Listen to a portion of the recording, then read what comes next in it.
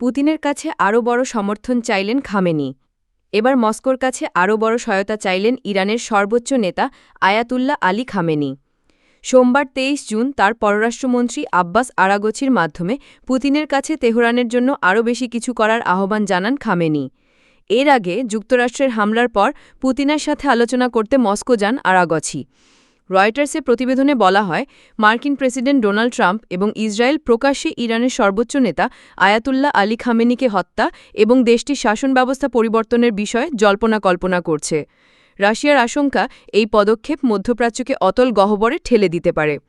Putin Israeli হামলার নিন্দা করলেও ইরানের পারমাণবিক স্থাপনাগুলোতে মার্কিন হামলার বিষয়ে এখনও কোনো মন্তব্য করেননি, যদিও তিনি গত সপ্তাহে শান্ত থাকার আহ্বান জানিয়েছিলেন এবং পারমাণবিক কর্মসূচিতে মধ্যস্থতাকারী হিসেবে মস্কোর ভূমিকা রাখার প্রস্তাব দিয়েছিলেন। একটি জ্যেষ্ঠ সূত্র রয়টার্সকে জানিয়েছে, ইরানের পররাষ্ট্রমন্ত্রী আব্বাস আরাগচি পুতিনের কাছে খামেনির একটি চিঠি পৌঁছে দেওয়ার কথা ছিল, যাতে পুতিনের সমর্থন চাওয়া হয়েছে। এদিকে ইরানের সূত্র রয়টার্সকে জানিয়েছে, রাশিয়া যেভাবে ইরানের পাশে আছে তাতে ইরান এখনও পর্যন্ত খুশি হতে পারেনি। দেশটি চায় পুতিন ইসরায়েল ও যুক্তরাষ্ট্রের বিরুদ্ধে ইরানের হয়ে আরও কিছু করুক। তবে তেহরান কী সহায়তা চায় সে সম্পর্কে সূত্রগুলো বিস্তারিতভাবে কিছু বলেনি। ক্রেমলিন জানিয়েছে, পুতিন আরাগচিকে স্বাগত জানিয়েছেন, কিন্তু তার সাথে কী আলোচনা হবে তা বলেননি।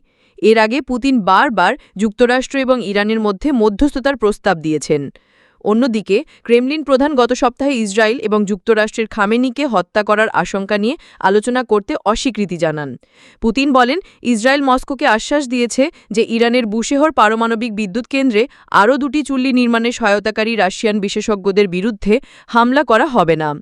তেহরানের দীর্ঘদিনের মিত্র রাশিয়ার প্রেসিডেন্ট পুতিনের সাথে আজ ইরানের পররাষ্ট্রমন্ত্রী জরুরি বৈঠক হওয়ার কথা রয়েছে।